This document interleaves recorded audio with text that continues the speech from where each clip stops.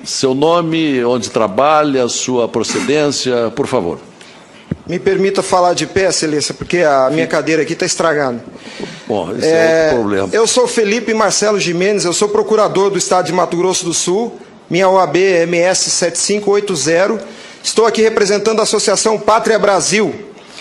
E não é propriamente uma pergunta, excelência, eu quero usar uma expressão lá da tua terra. Nós somos advogados, o senhor é advogado, eu sou advogado, e quando esses cientistas falam da tecnologia da informação, nós ficamos mais perdidos que Cusco em procissão. Essa é uma frase muito dita lá. Pois é. Acontece que o nosso povo vem sendo enganado por essa máquina, essa arapuca, porque sempre que olhamos para o problema, tentamos enxergá-lo através da tecnologia.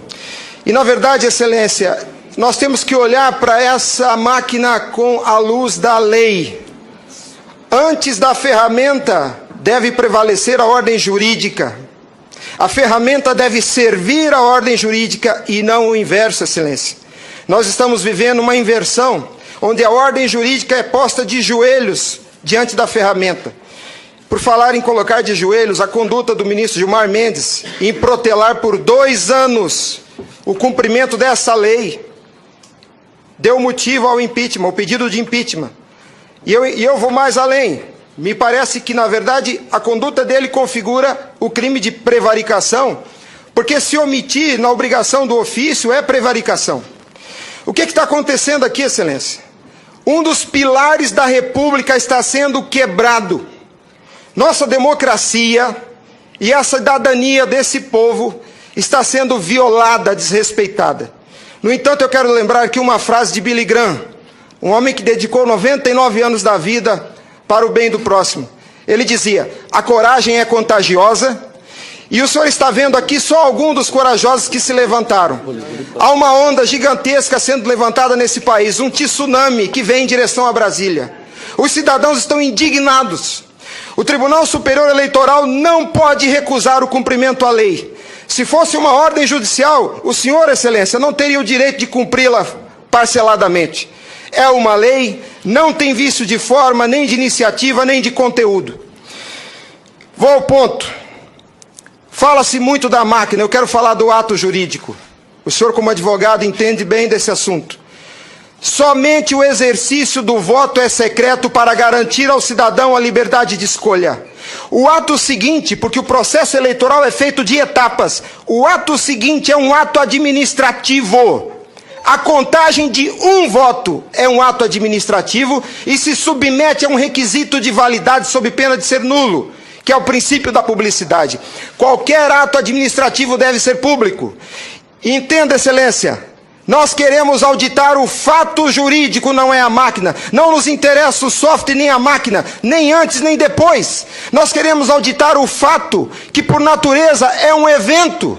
O evento se perde. Por isso a necessidade de dar corpo físico ao fato da contagem do voto, para que se conheça, para que se cumpra o princípio da publicidade, porque a publicidade é erga omnes, é para todos os cidadãos, não é só para o eleitor que olha no visor. Essa contagem do voto deve ser feita para que todos os cidadãos tenham a oportunidade de fiscalizá-la, e não é a contagem de milhões de votos, é a contagem de um voto, de cada voto é um ato administrativo, e será nulo se não for público. Há vários princípios constitucionais que vêm sendo quebrados desde que essa arapuca foi inventada lá em 97. A cidadania, a publicidade, a moralidade, a legalidade e a própria república, porque nós cidadãos não temos sido respeitados na nossa escolha. Nossa escolha só será respeitada se ela for retratada no corpo físico da impressão para cumprir o princípio da publicidade. O exercício do voto é secreto, mas a contagem deve ser pública. E qual que é a artimanha da urna? Ela estende o segredo do exercício até a última etapa. E o sagrado BU, eu vou usar uma expressão de alguém, eu não lembro quem é o proprietário dessa frase. A seita do santo baite tem no altar o BU. O BU não prova nada, excelência. Quando o BU é imprimido, já houve a contagem dos votos em segredo. A fraude já aconteceu, porque cada voto contado deve ser público. O BU informa ao senhor, excelência, o total. nem no condomínio onde eu moro não aceitariam uma eleição assim. Imagine, Excelência, se eu fosse candidato a síndico, colhesse a urna e fosse contar dentro do meu apartamento e voltasse e comunicasse aos condôminos. Aqui está o resultado, eu fui eleito. O BU é a prova da fraude, Excelência. O BU é a prova da fraude. Doutora Simone, apesar de muito jovem, foi minha professora na faculdade. Ela é talvez a cabeça mais qualificada nesse Senado para rezar esse discurso, para dizer o que é um ato administrativo. Gostaria que ela estivesse aqui. O que acontece? Nós estamos sofrendo uma violação dos princípios republicanos, dos princípios constitucionais e principalmente, Excelência, da cidadania, porque nossa cidadania só existe na medida em que nosso voto seja respeitado, porque ele é o instrumento do exercício da cidadania, porque através deles elegemos os nossos escolhidos. E a nossa eleição, a nossa escolha tem sido apurada em segredo, e o fato se perde.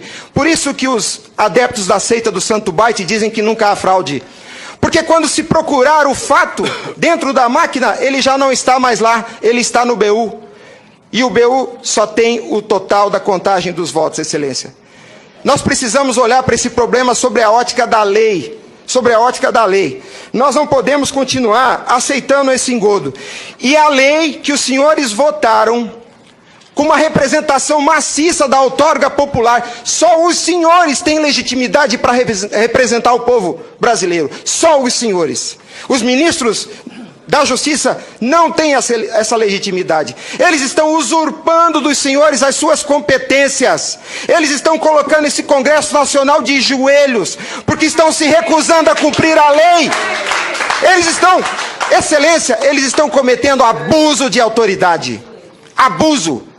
Porque essa lei que os senhores votaram com 71% do Congresso Nacional, a derrubada do veto teve um peso de outorga popular maior do que as emendas à Constituição. 71% do Congresso Nacional disse, em nome do povo, será impresso o voto. E a lei, Excelência, não tem discricionariedade. A lei não permite fracionamento. Fracionar o cumprimento da lei é um abuso, é uma violação, é uma teratologia. Não há possibilidade de se fracionar o cumprimento da lei. Imagine o senhor, se o senhor fosse sujeito passivo de uma ordem de Gilmar Mendes, se ele aceitaria ouvir do senhor o seguinte: ministro, eu vou cumprir sua ordem, um pouquinho a cada ano. Até 2050, Gilmar Mendes, eu termino de cumprir a sua ordem. Imagina que ele aceitasse isso do senhor. A lei não tem discricionariedade. Não é possível cumpri-la pela metade. Em resumo é isso, Excelência. E por fim, o direito dos senhores, a sua autoridade como representantes do povo está sendo vilipendiada. E por quem? Vou dizer mais. Não é por juízes. Os ministros, quando sentam na cadeira do Tribunal Superior Eleitoral para administrar esse serviço público, que é a eleição é um serviço público, não é jurisdição, não é um ato jurisdicional. Quando eles lá, sentados em seus gabinetes, estão administrando o processo eleitoral, são administradores sujeitos aos princípios constitucionais, como qualquer agente do executivo. A hibridez da justiça eleitoral tem confundido o povo. Mas a competência se dá, a função se dá em razão do cargo, não do indivíduo. Quando eles estão se desincumbindo do processo eleitoral, estão executando ato administrativo, não são juízes. E vejam o absurdo, Excelência, um administrador público que por acaso usa toga, se arvoca o poder de desrespeitar a lei que os senhores votaram. Nossa república está à beira do abismo. Se os senhores não se colocarem em pé e defenderem a sua legitimidade da outorga e aceitarem esse abuso de autoridade, acabou a república, Excelência. Acabou a cidadania. Então nós somos escravos. Nós seremos escravos se a nossa escolha e a lei que os senhores votaram não for respeitada. Obrigado.